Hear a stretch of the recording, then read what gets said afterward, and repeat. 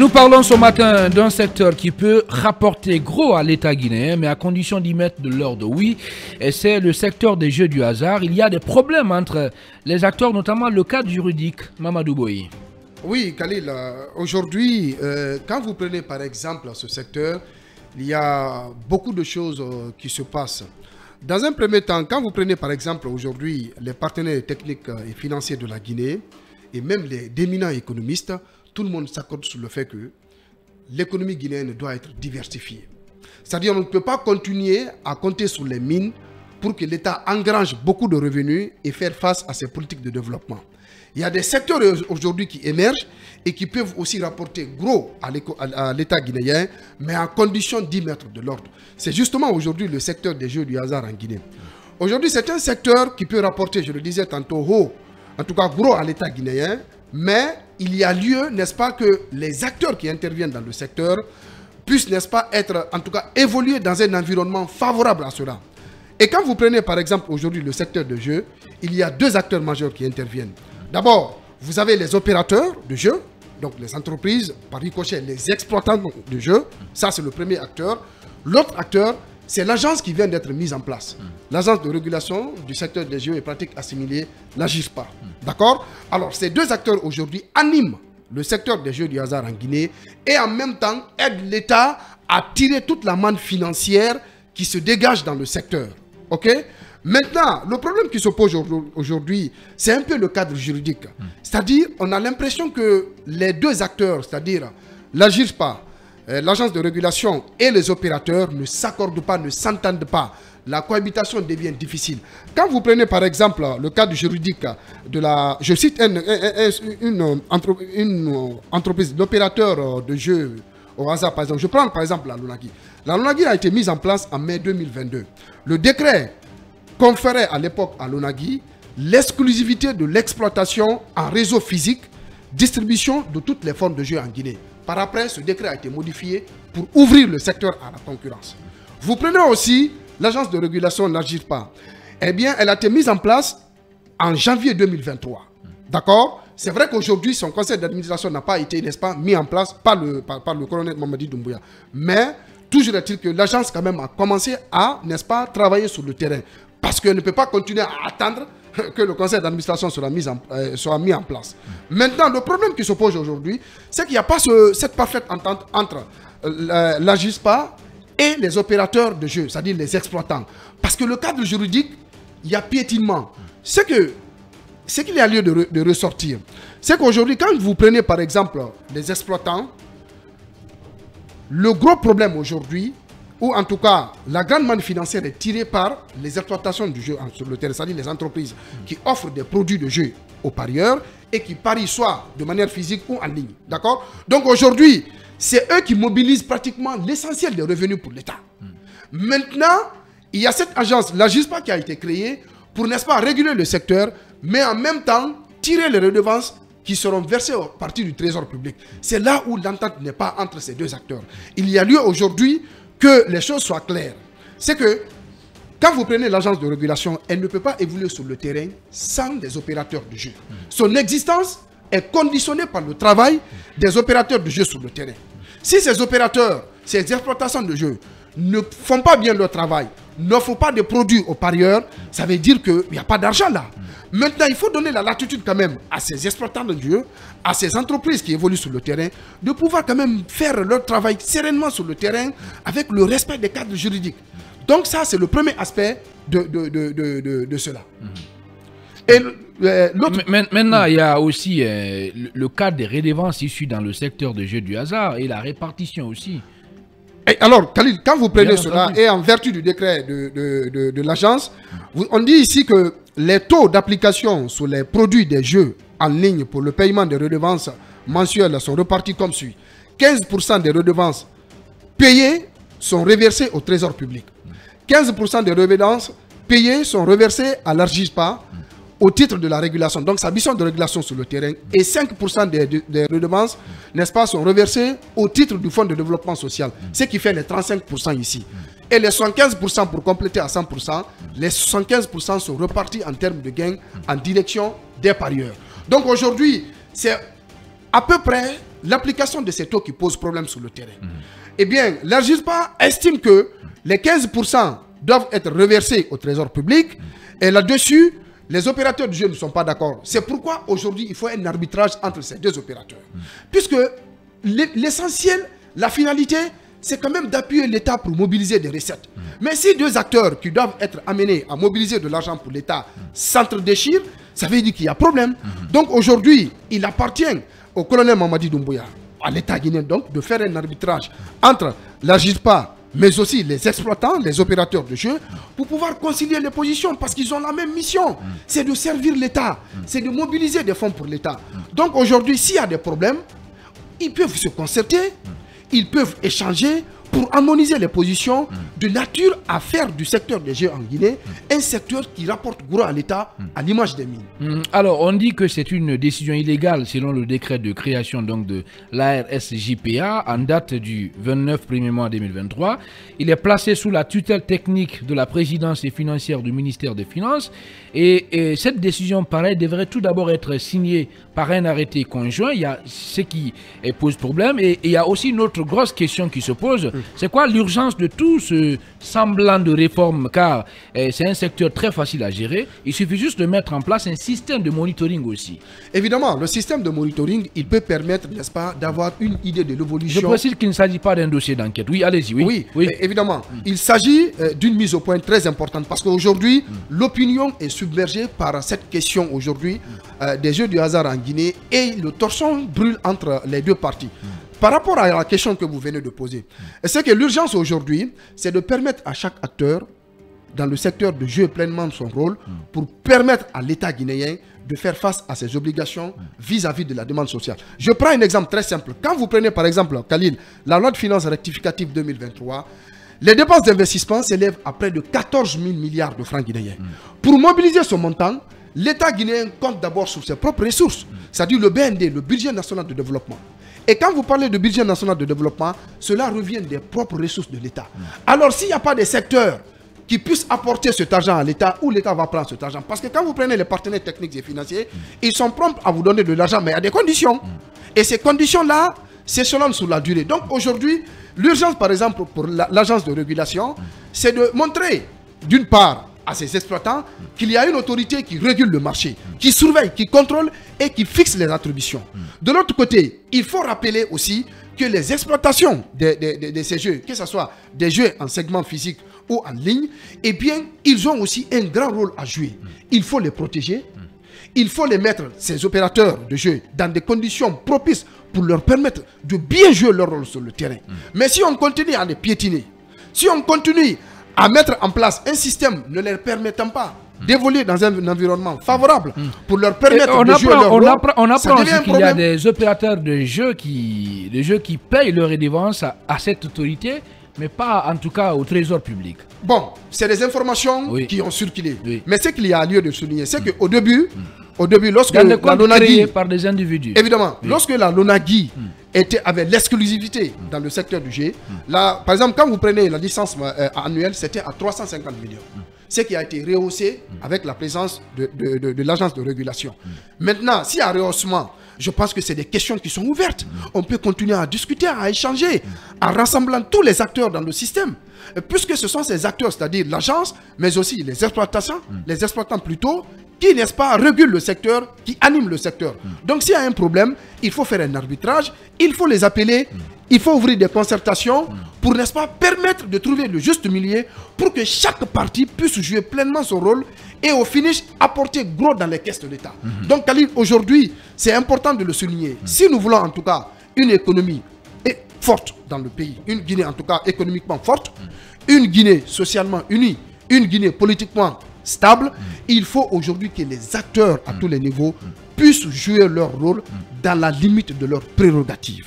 C'est important de souligner ça. Et quand même, c'est du jamais vu, Ibrahim Souma, dans le monde qu'une autre entité collecte des taxes à la place des impôts.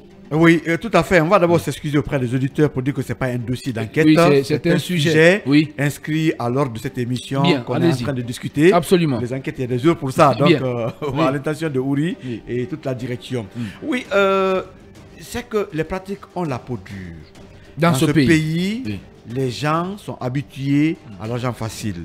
Les gens sont habitués à l'enrichissement illicite. Et ce qui fait que toutes les mesures qu'on met en place pour que l'État gagne, les gens sont contre parce que ça ne fait pas de leur poche. Aujourd'hui, on sait qu'il y a vraiment des guéguerres entre l'autorité de régulation et d'autres sociétés qui, certainement, ne voudraient pas que l'État engrange tous ses bénéfices.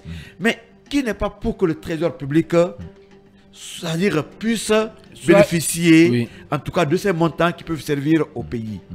Et moi, apprendre par exemple que les attributions de l'autorité de régulation continuent à être en fait, c'est que la régulation, c'est que les gens doivent comprendre, c'est que la régulation n'a pas vocation à collecter ou faire des recettes pour l'État. C'est une autorité de régulation dont la mission est clairement définie un peu dans le décret. Mais les gens ont l'impression que c'est un super... Non. C'est vraiment un super Guinéen qui est à la tête de cette institution. Non. Oui, bien entendu. Allez-y, vous aurez la parole. Par contre, il faut juste signaler que l'organe de régulation n'est pas le concurrent de ces sociétés. Mais aujourd'hui, on prend l'organe comme étant un adversaire. Les attributions sont connues, que chacun joue son rôle. Mais aujourd'hui, des sociétés comme la Lunagui, on apprend, veulent se substituer de la régulation, ce qui n'est pas normal. Alors, c'est l'occasion de rappeler les attributions de chaque structure et surtout à l'autorité de jouer à l'arbitrage pour ne pas que ceux-là qui se sentent forts de quelque chose puissent empêcher la régulation de marché. Que chacun joue son rôle. De toute façon, on a besoin que l'État gagne. Ce fait que les individus continuent à se bérer sur le dos de l'État, c'est pas normal. Ce n'est pas tout normal. Basekou, oui.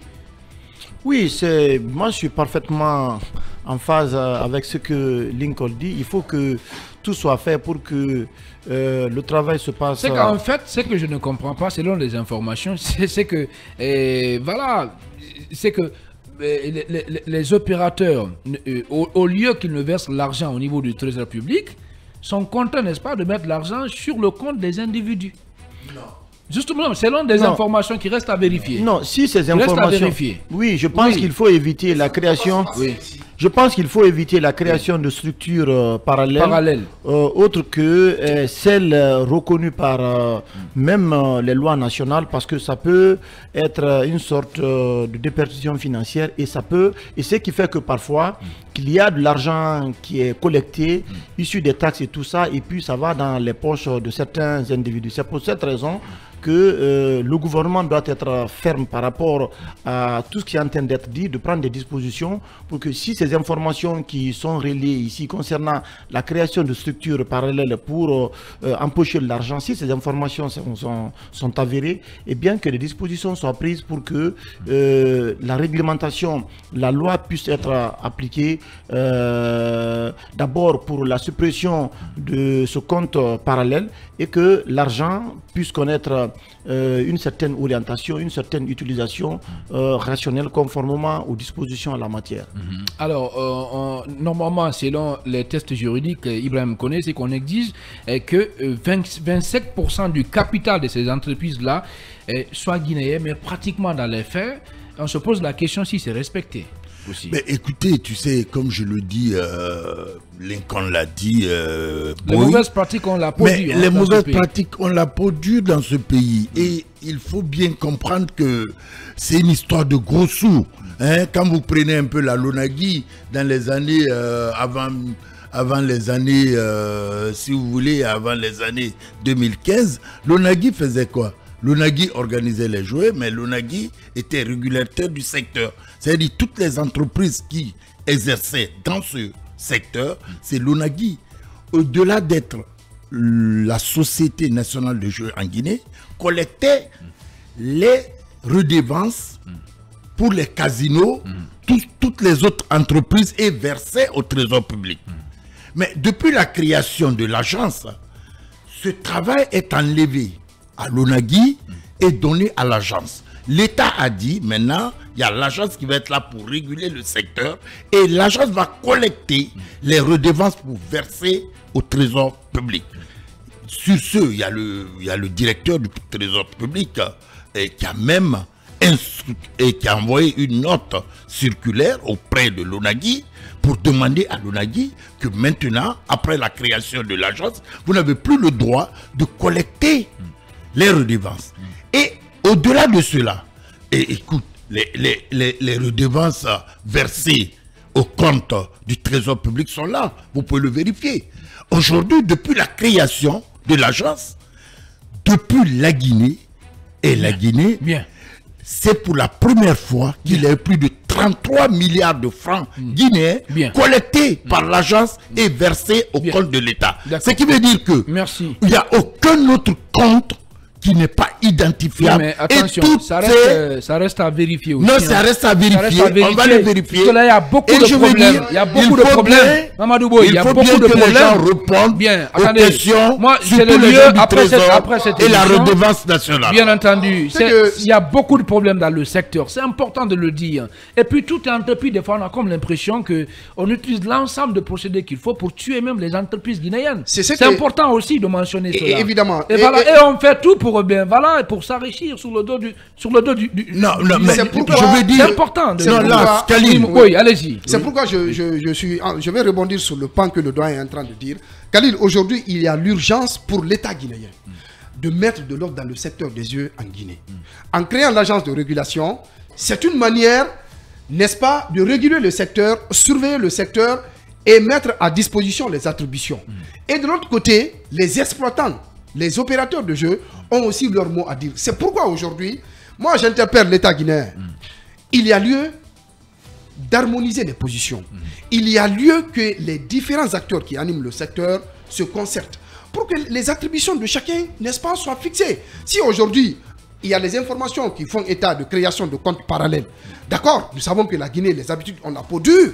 Ça aussi, ça existe. Mais il appartient à l'État, n'est-ce pas, de mettre de l'ordre dans tout ça là. Parce que c'est l'État qui est fort devant ses directeurs, ses ministres. Voilà. Donc, une fois que les arrêtés conjoints sont signés de part et d'autre, qu'on met chaque partie devant ses responsabilités, voilà la limite de tes prérogatives. Voilà là où, en tout cas, tu es appelé à t'arrêter. Voilà où la mission de l'autre commence. Je pense que chaque acteur va être dans cette dynamique, chaque acteur va être dans cette logique pour pouvoir, n'est-ce pas, pleinement jouer son rôle pour que, in fine, l'État puisse engranger fort dans ce secteur. Et je rappelle que nous ne pouvons pas continuer à compter indéfiniment sur les mines. Les mines s'épuisent. Mais le secteur des jeux en Guinée, c'est un secteur aussi qui peut rapporter beaucoup d'argent à l'État. C'est important. Mais la condition principal, c'est de mettre de l'ordre. Il faut quand même donner cette chance aux exploitants de pouvoir jouer pleinement leur rôle et que ces exploitants aussi ne considèrent pas l'agence comme étant un ennemi à abattre. Les deux sont appelés à travailler de manière, en tout cas à travailler ensemble, à travailler de manière en parfaite harmonie pour pouvoir, n'est-ce pas, permettre à l'État... Dans l'intérêt supérieur de la nation. Rapidement, Khalil, pour clore. Vous savez, mon cher Omo, les gens sont égoïstes dans notre pays. Sinon, dans l'administration, il y a des différentes structures, des différents pouvoirs qui ont des rôles différents.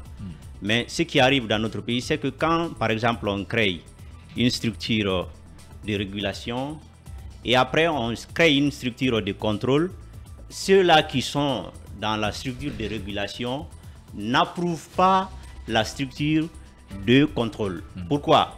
Parce qu'ils savent déjà que quand on dit structure de contrôle, c'est de contrôler ce qu'eux ils font. Je vous donne l'exemple dans le secteur des marchés publics.